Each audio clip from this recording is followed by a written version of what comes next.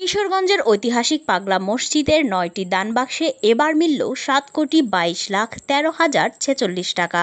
৩ মাস ২৭ দিন পর শনিবার সকালে এই সকল দানবাক্স খোলার পর মিলেছে স্বর্ণ, রৌপালঙ্কার সহ মনস্কামনা পূর্ণের অসংখ্য চিঠিও। দানবাক্সগুলো খোলার সময় কিশোরগঞ্জের জেলা প্রশাসক ও পাগলা মসজিদ কমিটির সভাপতি মোহাম্মদ আবুল কালাম আজাদ, পুলিশ সুপার মোহাম্মদ রাসেল শেখ এবং ঘাটাইল সেনানিবাসের ১৯ artillery brigade commander brigadier general Tariqul Islam উপস্থিত ছিলেন। শনিবার সকাল থেকে টাকা গোনা শুরু করে শেষ হয় সন্ধ্যা ৭টার দিকে। ৯টি দানবাক্সের ২৮ বস্তা টাকা গোনার পর মোট ৭,২২,১৩,০৪৬ টাকা পাওয়া যায়। রূপালী ব্যাংকের পরিচালক, ভিজিএম এবং কর্মকর্তা কর্মচারী সহ মসজিদ, মাদ্রাসা ও এতিমখানার ২ শতাধিক শিক্ষক শিক্ষার্থী এই টাকা গণনার কাজে অংশ নিয়েছিলেন।